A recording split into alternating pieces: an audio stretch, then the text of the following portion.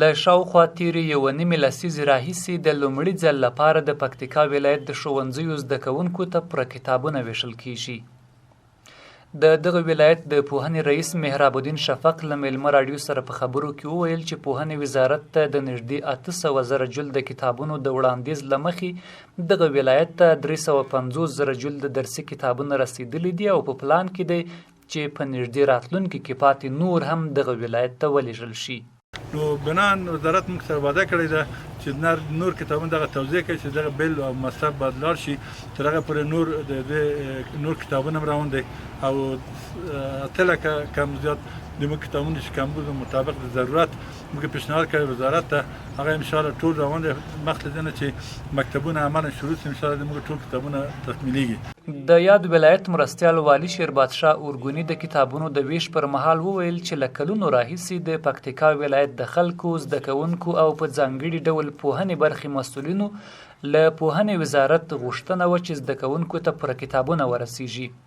خو نن ورځ یې دغه ستره ستونزه او غوښتنه منل کیږي او په کافي اندازه کتابونه ورته رسیږي.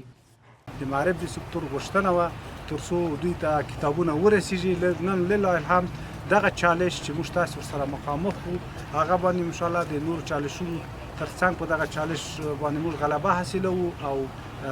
کتابونه رسیدلي دي. په ورته مهال د پکتیکا ولایت د پوهنې مرکزي امیر حبیب الله شرنوال وایي چې له دې وړاندې زده کوونکي په ځانګړي ډول د کتابونو د کمښت له ستونزې سره مخ وو او په تېرو څو کلونو کې د ابتدایي دورې شاګردانو ته پوره کتابونه نه رسېدل، خو اوس دغه ستونزه هواره شوه. په ټوله پکتیکا کې او خصوصا په مرکز شرنه کې چې موږ له ستونزې سره مخ وو هغه کتابونه اوسې د لومړنۍ دورې یعنې له لومړي تر دریم ټولګۍ پورې له دریم تر شپږم او بیا له اووم تر نهم ټولګۍ پورې د کتابونو له ستونزې سره موږ مخامخ وو چې اوس په دغه نویو راغلي کتابو کې لله الحمد دغې دورې کتابونه د 3.5 لکه جلده په شاوخوا کې کتابونه را رسېدلي دي. د پوهنې ریاست د معلوماتو په اساس په ټوله پکتیکا کې 150 زره زده کوونکي زده کړې کوي چې له ډلې یې 10 زره نجونې دي.